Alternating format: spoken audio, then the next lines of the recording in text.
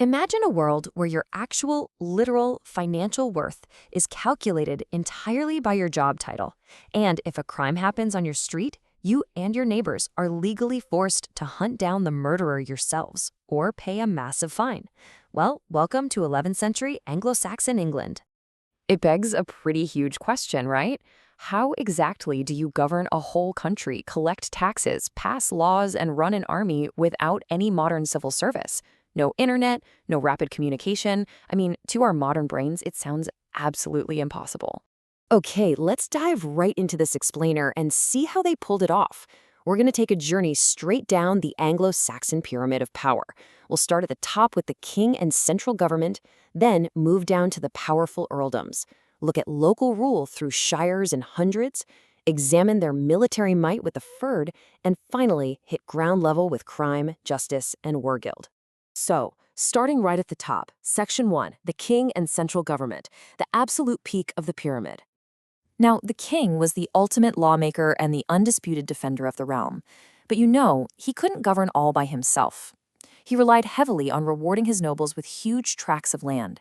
And he needed a fiercely strong personality just to keep those guys in line. Just look at his to-do list. He had to personally defend the country, command the army, pass laws, and make sure people actually obeyed them. Plus, he had to defend the church and appoint its leaders, act as the ultimate judge to settle disputes among his incredibly competitive nobles, and issue these formal written orders called writs. And honestly, the craziest part? He handled everything, literally from military strategy to church appointments, with just a tiny traveling staff of administrators. Since that staff was so small, when a king needed advice on major issues, he called up a group known as the Witan, or Wittengemot. This is a great term to know. It translates to Meeting of Wise Men. It was basically an elite advisory council made up of earls, lesser nobles called thanes, and senior bishops. The king would summon them to talk about foreign threats, religious stuff, or messy land disputes. But here's the kicker. While the Witan advised, the king held all the final decision-making power. He didn't actually have to listen to a word they said if he didn't want to. All right, moving down a tier to Section 2, the powerful earldoms. This is all about delegating authority. Like we said, the king couldn't be everywhere at once. So when a Viking king named Canute conquered England back in 1015, he introduced earldoms. He basically handed over power from massive geographic regions, think Wessex or Northumbria, to a few select guys. This delegation gave earls immense, and I mean immense, control. First off, they collected taxes for the king, but they got to keep a massive 1/3 cut of all that revenue. That one perk alone made them dangerously rich. Second, they oversaw justice and handed out legal punishments across their regions. And third, they acted as military generals, commanding hundreds of thigs in battle. So you've got economic, social, and military dominance all rolled into one single job title. Which brings us to another key term, housecarls. Housecarls were an elite bodyguard of highly trained professional soldiers, and they were maintained exclusively by these powerful earls. Think about the implications of that for a second.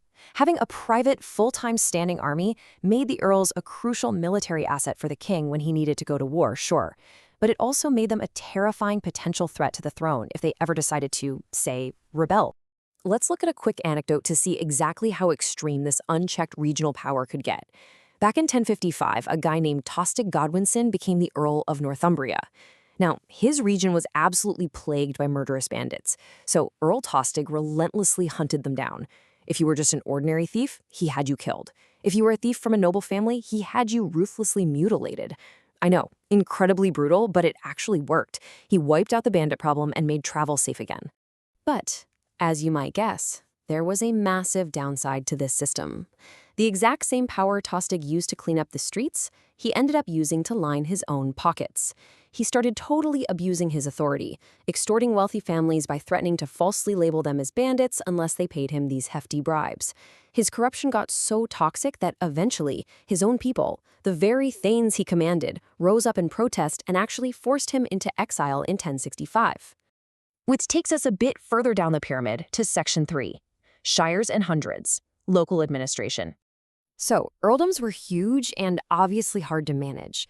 How did government actually work on a smaller scale? Well, these massive earldoms were subdivided into about 40 smaller territories called shires, which are basically what we call counties today. Each shire had its own court for justice, its own fortified trading center called a burh, and its own military function. Now, what's really interesting about this is how meticulously organized this society was at ground level. It's like a perfectly structured flowchart. The shires were divided even further into hundreds, which contained about 12 villages. Those hundreds were then sliced into tithings, which were precise units of exactly 10 households. And the absolute base unit of this whole administrative pyramid? The hide of land. Every single plot of land was accounted for. Managing that local land fell to a vital official with a title you'll probably recognize, the Shire Reeve. This was the king's chief local official.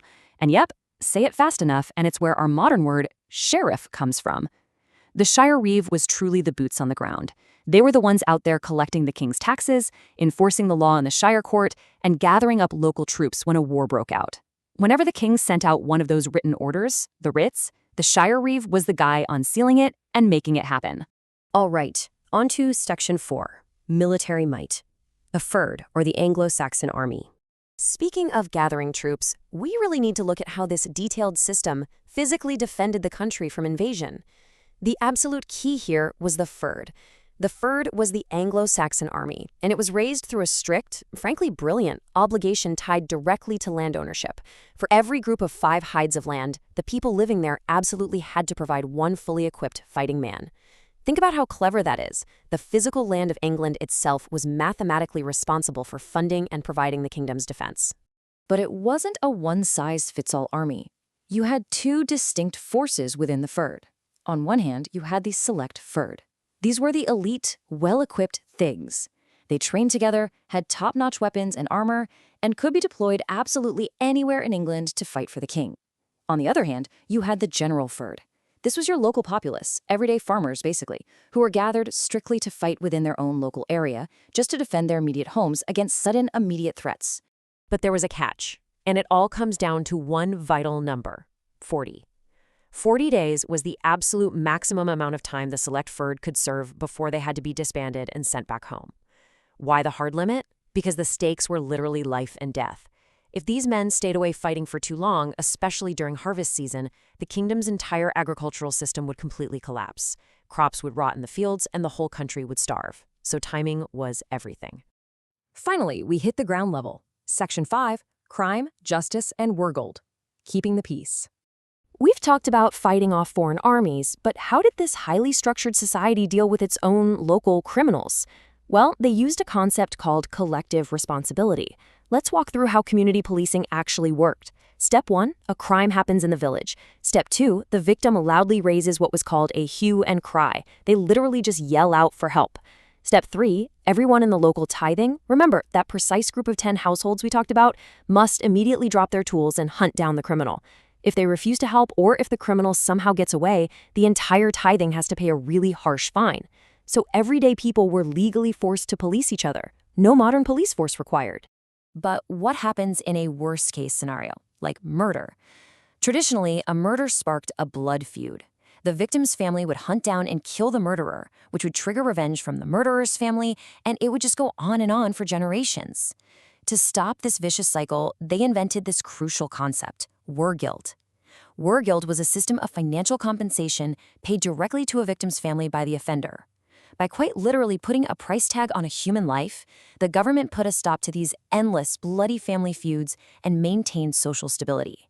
And this brilliantly illustrates the extreme social inequality that was fully baked into their legal system.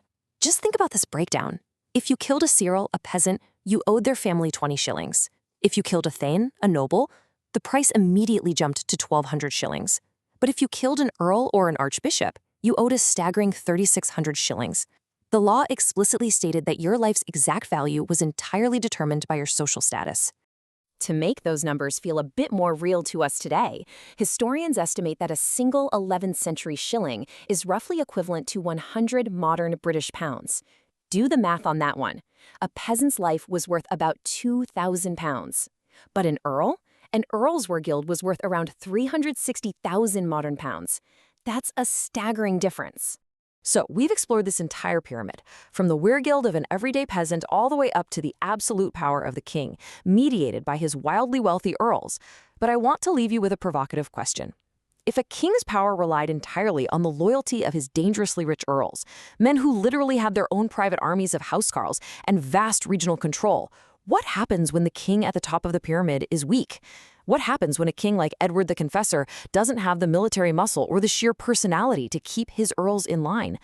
I'll let you ponder that fatal flaw in this incredibly structured system. Thanks for joining me on this explainer, and keep exploring.